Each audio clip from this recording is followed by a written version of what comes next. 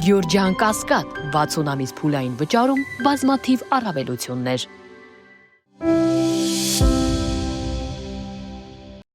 Ղազախստանից Ադրբեջան, Վրաստան, Հայաստան հացահատիկի, ապա նաև Ադրբեջանից հեղուկ վառելիքի ներմուծումը կարծես թե ստվերել է Հայաստանի եւ Ադրբեջանի միջև ընթացող սահմանազատման եւ սահմանագծման գործընթացը։ Համենայն դեպս վերջին շրջանում այս թեմաներին ակտիվ անդրադարձ չկա։ Լրատվամիջոցները, սոցիալական ցանցերը հիմա առավելապես սևեռվել են իշխանությունների կողմից մեդիա դաշտ նետած վառելիքային եւ հացահատիկային նորությունների քննարկումների վրա։ Հայկական եւ ադրբեջանական լրատվամիջոցները տեղեկացրեցին, թե Գեղարքունիքի մարզի Վարդենիս համայնքի սոտքի հանքում են ադրբեջանական եւ հայկական կողմերը սահմանազատման աշխատանքներ իրականացրել։ Սոտքի հանքավայրի սահմանային հատվածում Հայաստանի եւ Ադրբեջանի ներկայացուցիչները կատարել են համատեղ տեղազնման աշխատանքներ։ Եթե հանդիպում խոսակցություն է եղել, դրա մասով ինֆորմացիա չեն։ 2022 թվականի սեպտեմբերին ադրբեջանական զինուժը ռազմական գործողություններ սկսեց Հայաստանի սուվերեն տարածքի նկատմամբ, հարվածելով Սյունիքի, Գեղարքունիքի եւ Վայոց ձորի մարզերի ռազմավարական նշանակության օբյեկտներին եւ նախկինում անվտանգ համարվող քաղաքներին ու գյուղերին։ Քարտեզագիր Ռուբեն Գալչյանի ձևակերպմամբ, եթե սահմանազատման աշխատանքներ տարվեն հարավում, ապա սահմանագծման աշխատանքները պետք է իրականացվեն հայ-իրանական սահմանից հյուսիս 5-ից 10 կիլոմետր հատվածում։ Որոշ բաներ կա սոտքի մոտերը, որոշ տեղեր իրենք գրավել են, այո։ Հանքը երկու երկրի հողամասի մեջ է, մեկ մասը Հայաստանի, մեկ մասը Ադրբեջանի։ Մուտքը Հայաստանի տարածքից է, եւ ադրբեջանցիները կարծեն ուզել են այդ մասը գրավել։ 2021 թվականի մայիսի 12-ի դեպքերն է, որտեղ ինչ-որ խնդիրներ եղել, դրանց մասը բոլորը տեղյակ են։ Հայտնի չէ, թե օրինակ ինչ աշխատանքներ է տարել հայ-ադրբեջանական հանձնաժողովը Հայաստանի հարավային շրջաններում, կամ ընդհանրապես աշխատանք տարվել է արդյոք հարավային ուղղությամբ։ Մեկ ամսից ավելի է ժամանակ է անցել փոխվարչապետ Գրիգորյանի հայտարարությունից այն մասին, թե իր գործընկեր Մուստաֆայևի հետ միասին այցելել են հարավ եւ Ադրբեջանի տարածք։ Փոխվարչապետը հայտնել էր, որ դա հիմնականում կապ ուներ թրիփի հետ կապված սահմանազատման հնարավոր ֆրագմենտների եւ գործընթացի հետ։ Ավելի կոնկրետ խոսակցությունները այն մասին, թե ենթակառուցվածքները ինչ դիրք կունենան եւ դիրքից կախված որ հատվածները մենք պիտի սահմանազատենք։ Այն մասը, որ ճանապարհը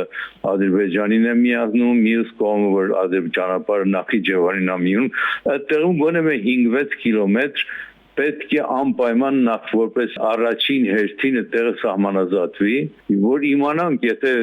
սահմանը կա, գոյություն ունի, ճանապարհը աշխատելու է, ապա շրջապատվելու, ապա կողմերը իրենց անցակետը եւ իրենց մաքսակետերը որ գծի վրա կառուցեն։ Սյունիքը հիմա աշխարհի ուշադրության կիզակետում է, արևելքը արևմուտքին միացնող ճանապարհից, Սյունիքով Թրամփի ուղով անցնելիք ճանապարհից, գերտերություններից յուրաքանչյուրը փորձում է իր համար շահաբաժին պոկել։ Ինչ կմնա Հայաստանին եւ արդյոք հաշվի կառնվեն հայկական կողմի առաջարկները Հայաստանի հարավում կարևոր նախագծերի իրականացման ժամանակ։ Քաղաքագետ վերլուծաբանները վատատես են։ Նրանք կարծում են, որ Հայաստանի հարավի հետ տեղի է ունենալու այն, ինչ կատարվեց Արցախի պարագայում։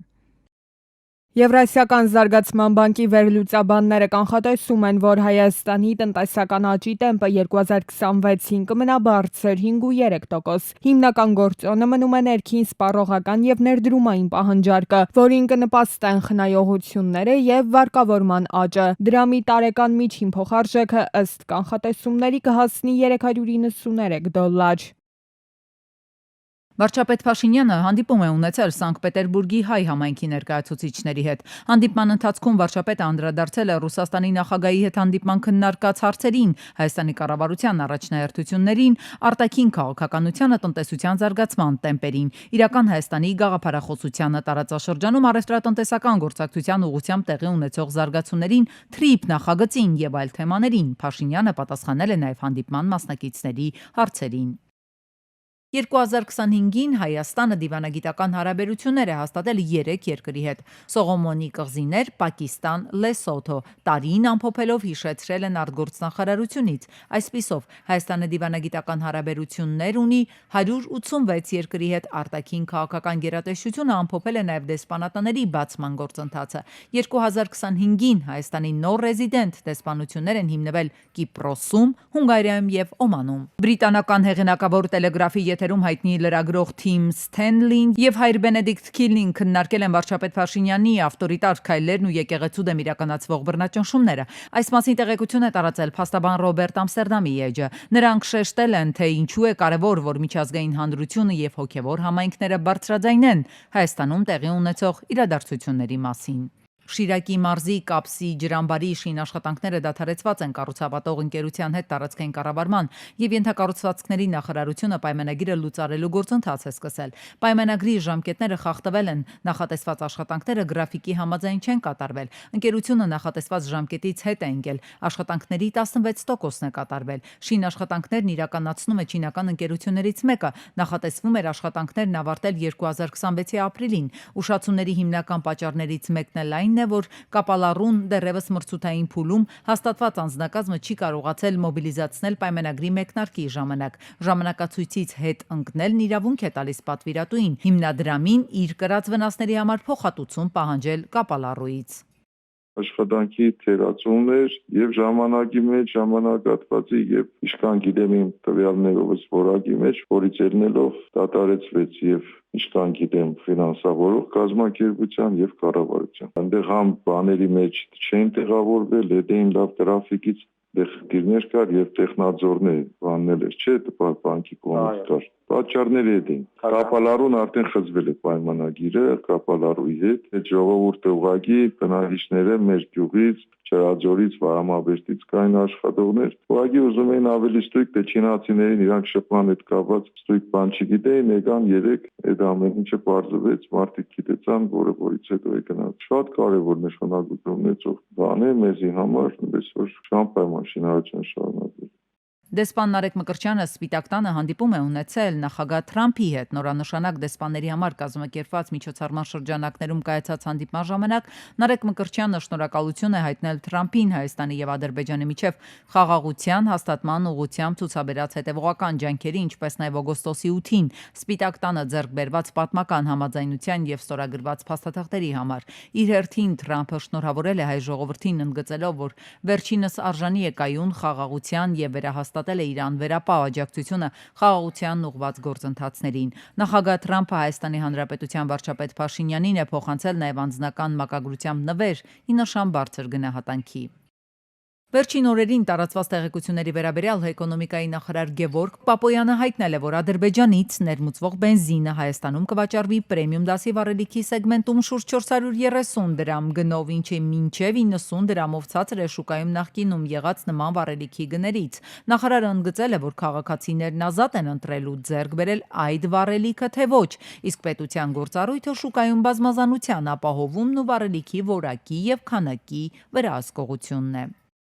ՍԱՏՄ ղեկավար Տիգրան Պետրոսյանը հանդիպել է Ամերիկայի գյուղդեպարտամենտի ներկայացուցիչների հետ, քննարկվել են Հայաստանից Ամերիկա գյուղմթերքների արտահանման հնարավորությունները, լաբորատոր կարողությունների զարգացումը, համակարգերի թվայնացումն ու ապրանքների հետագծելիությունը։ Ամերիկյան կողմը պատրաստակամություն է հայտնել աջակցել ՍԱՏՄ-ին։ Նշվել է նաև, որ Հայաստանը պատրաստվում է միանալ եւ ֆիտոծրագրին, որի գործարկումը նախատեսվում է 2026-ին արտահանման գործընթացը պարզեցնելու նպատակով։ Կողմերը պայմանավորվել են խորացնել գործակցությունը։ Ռուսախոս խաբեբաները ամենայն հավանականությամբ զանգահարում են իրենց զոհերին ոչ թե Ռուսաստանից, այլ Ուկրաինայից։ Այս մասին հայտարարել է Ռուսաստանի Դաշնության Պետդումայի տեղեկատվական քաղաքականության, տեղեկատվական տեխնոլոգիաների եւ կապի կոմիտեի նախագահ Սերգեյ Բոյարսկին 2025-ի արդյունքներին նվիրված մամուլի ասուլիսի ժամանակ։ Ավելի վաղ կիբերհանցագործությունից տուժած Հայաստանի քաղաքացիները բողոքի ակցիա էին իրականացրել քննչական կոմիտեի մոտ։ Մասնակիցները իրավապահ մարմիններից պահանջում էին կրիպտո արժույթների հետ կապված խարդախ սխեմաների արդյունքում գողացված միջոցների վերադարձման համար նշել կոնկրետ ժամկետներ։ Դա Ուկրաինայից է, անկեղծ խոստովան եմ ձեզ, ես կասկածում եմ, որ Ռուսաստանից խաբեբաները զանգահարում են Հայաստան։ Մենք այստեղ նրանց շատ արագ կհայտնաբերեինք եւ կփոխանցեինք մեր գործընկերներին։ Անհրաժեշտ է փոխգործակցել իրավապահ մարմինների գծով։ Անձինք, որոնք փորձում են կրկնել Ռուսաստանի Դաշնության տարածքից ուկրաինական խարդախների հաջողությունը շատ երկար ժամանակով, դա անել չեն կարողանա, քանի որ նրանց բացահայտելու համար պետության տրամադրության տակ կան բոլոր անհրաժեշտ գործիքները։ Պատիժն անխուսափելի է ուկրաինական խմբավորումներին աջակցող բոլորի համար, այդ թվում խոսքը դրոպերների եւ սուրհանդակների մասին է։ Կարող եք պատկերացնել, որ մարդուն դատեն 10 տարի այդ ընթացքում փոխվի գործը, վարող 6 դատավոր եւ դատական պրոցեսը դեռ շարունակվի։ Այո, կա նման դեպք Հայաստանում։ Ասեմ ավելին, Հայաստանում կան նման դեպքեր, քրեական հանցագործությունների առնչությամբ դատավարությունների մի կյանք ձգձգման մի շարք պատճառներ կան։ Այդ պատճառները տարիներ շարունակ չեն վերանում։ Ողբերգական կարող եմ գնահատել վիճակը, ինչու, որովհետև այս պահին արդեն դատաների գերձանաբեռնվածությունը այնպիսի պիկի է հասել, որ մենք քրեական վարույթով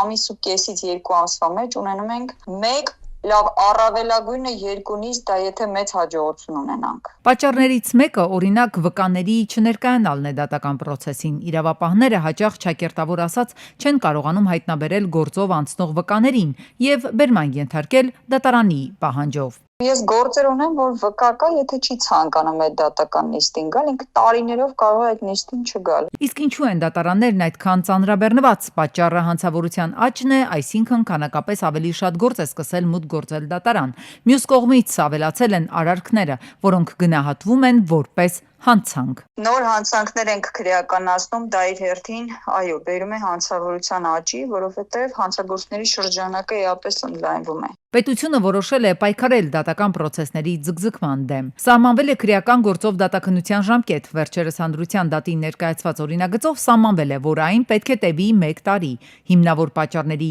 առկայության դեպքում այս ժամկետը կարելի է 3 անգամ երկարացնել մեկական տարով։ Պատկերացնենք դատավորները սկսեն արագ ինչ-որ բարդ գործերը քննել, որը 1 տարուց ավելի երկար ժամանակ էր պահանջում օբյեկտիվորեն։ Ասեն դե լավ, հետո վերաքննիչ դատարանը կնայի, եթե սխալ եմ արել։ Սա ոչ թե ողջամիտ ժամկետի պահպանում է, սա կարող է դառնալ թե դատաքննության մի նոր տեսակի խախտում։ Ոնց ենք մենք պատկերացնում, որ դատարանը պետք է 1 տարում գործ ավարտի։ Դա իրատեսական չէ։ Ինչ վերաբերում է այդ ժամկետները դատանի պատճառաբանված որոշման հիման վրա երկարացնելուն։ Ասեմ, որ այդ ժամկետները միշտ երկարացվելու են։ Եվրադատարանը ժամանակին բազմաթիվ նախադեպային վճիռներ է կայացրել դատաքննության պրոցեսի ձգձգման հետ կապված, որոնցում մատնանշել է, թե ինչպես են դրանով խախտվում մարդու հիմնարար իրավունքները։ Ինքը չի դնելու խորանա, տեսնի դե ձեր մոտ այս տարի բյուջեով այսքան սրան եք հատկացրել, լավ կներ սրան, այդպիսի հարցեր ինքը չի բարձրացնի։ Ասի դու պետություն ես, ստորագրել ես կոնվենցիան, մենք ունենք չափանիշներ, ոչ մեկի համար բացառություն չենք անելու։ Հետևաբար բարի եղիր, պաշաճ շրջանքեր գործադրի, որ այս խնդիրը քո մոտ արկա չլինի։ Առաջնային խնդիրն ըստ մասնագետների դատավորների կազմի ավելացումն է, դատավորների այսօրվա թիվը չափազանց փոքր է, եղած գործերի տակից դուրս գալու համար։ Հաջորդ խնդիրը ոչ թե տեխնիկական է, այլ քաղաքական։ Ըստ փորձագետների, քանի դեռ քաղաքական ենթատեքստով գործեր են մտնում դատարան եւ բնականաբար առաջնային նշանակություն ստանում դատական իշխանության համար, քրեական գործերը հարյուրներով շարունակելու են ճակերտավոր մնալ դատարանի պատերի ներսում։ Հայաստանում կստեղծվեն զբոսաշրջային կենտրոններ, հաշվի առնելով, որ հատկապես Երևանից դուրս զբոսաշրջային ենթակառուցվածքները դեռևս չեն համապատասխանում մեծ ու բարձր վճարողունակությամբ զբոսաշրջիկների ընդունմանը։ Նախատեսվում է ձևավորել նոր թեմատիկ երթուղիներ եւ կլաստերներ, ինչպես նաեւ բավարարել ճանապարհներն ու սպասարկման պայմանները։ Ներկայումս ցուցանակները եւ սանիտարական պայմանները, ինչի արդյունքում Հայաստանի զբոսաշրջային այցելավայրերը դեռևս պատրաստ չեն մեծածավալ այցելուների ընդունմանը, ուստի Հայաստանը հետ է մնում թե Վրաստանից, թե Ադրբեջանից։ Զբոսաշրջության փորձագետի կարծիքով զարգացման մեջ անհրաժեշտ է առաջնահերթ ուշադրություն դարձնել սահմանամերձ մարզերին, որոնք առավել կարիքավոր են, մինչդեռ մեր երկրում գործընթացը հակառակ ուղղությամբ է ընթանում։ Շեշտադրումը հիմնականում դրված է Երևանի վրա, մինչդեռ բազմաթիվ տարածաշրջաններ մնում են չզարգացած։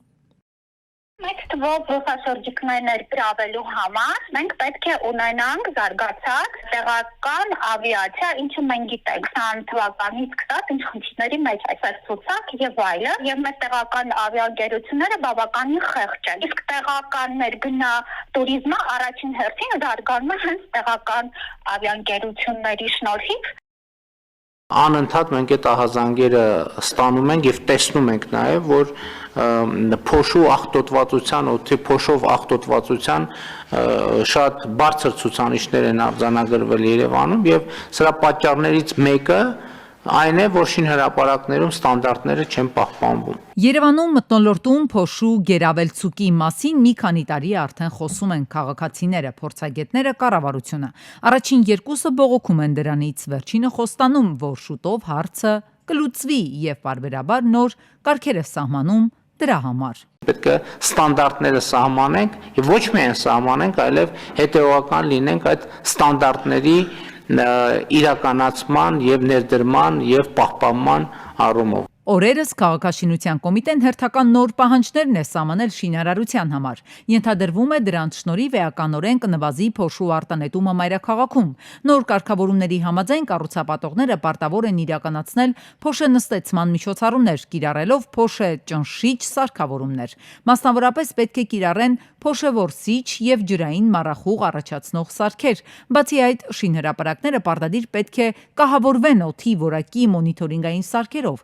Շինարարական հրապարակի կազմակերպման փուլում ժամանակավոր ճանապարհները պետք է պատվեն բետոնով կամ այլ կոշտ ծածկույթով։ Սահմանվել են նաև շինարարական հրապարակի պատշաճ կարգավորման, կանոնավոր մաքրման, փոշեպաշտպան, պատնեշների եւ ցանցերի կիրառման, ինչպես նաև նյութերի փոխադրման եւ պահպանման հստակ կանոնները։ Կա կարծիք, որ այս որոշումը նույնիսկ ուշացած է եւ վաղուց էր պետք շինարարներին դնել շատ կոշտ բնապահպանական սահմանների մեջ։ Մի քանի տարի է այդ բանը ես անում եմ, նկարում եմ Սևանի ճանապարհի վրայի ավազի հանգերը, ամենակամոտ տեղն է, որ ասում են Ռոզովիտրով է, այդտեղ հավաքվում է եւ քամին տանում է ամբողջ փոշին դեպի Արարատյան հարթավայր։ Մեկ այլ խնդիր են ըստ բնապահպանների քաղաքում գործող շինանյութերի արտադրամասերը։ Դրանց կառուցման թույլտվությունը տալուց առաջ պետությունը պետք է շրջակա միջավայրի վրա ազդեցության լուրջ փորձաքննություն իրականացներ։ Իջնում ես դեպի Էրեբունի, այդ ճանապարհի վրա հենց ուրեմն կա գաջի արտադրություն, եւ որ տեսնեք ինչ է տեղ կատարում, իսկ յետևում մի ամբողջ թաղամասա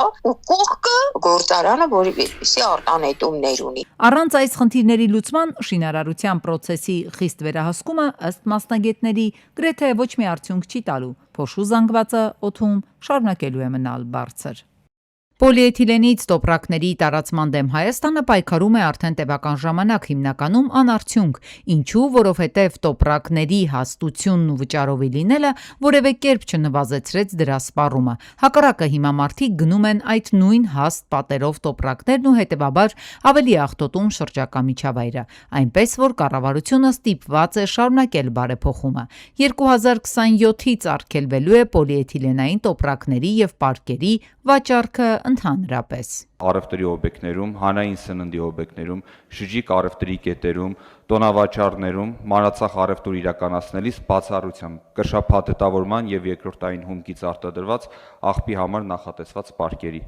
Արգելքը կտարածվի նաև 50 միկրոնից ավելի հաստություն ունեցող պոլիէթիլենային պարկերի եւ տոպրակների վրա, սա փաստացի գործող կարգավորումով։ Կառավարության ներկայացուցիչները հույս ունեն, որ արգելքից հետո մարդիկ կօգտվեն թղթե կամ կտորե տոպրակներից, որոնք էկոլոգիապես մաքուր են եւ կլուծեն բազմաթիվ խնդիրներ, որոնք ներկայում առկա են շրջակա միջավայրի մաքրման ոլորտում։ Շատ կարևոր է գործածության մեջ մտցնել բազմակի օգտագործման ինչ-որ ալտերնատիվ, որովհետև թղթի մեկ անգամյա օգտագործման թղթի տոպրակը դեռ խնդրահարույց է։ Մասնագետները վստահ են, որ այս փոփոխությունը կզարգացնի Հայաստանում արտադրության մի շարք ճյուղեր, նույնիսկ առանց պետության միջամտության պարզապես արտադրողները միանգամից կֆիքսեն պահանջարկը եւ արագ կարձագանքեն դրան, ինչպես օրինակ եղավ COVID-ի ժամանակ դիմակների արտադրության ոլորտում։ Պատկերացրեք, դուք մտնում եք սուպերմարկետ, առևտուրը արել եք եւ 5 տոպրակի առևտուր եք արել, բայց ձեզ ոչ մեկ բան չի առաջարկում։ Այդ սուպերմարկետը ինքը առաջինն է մտածելու, թե ձեզ ինչ անդրանք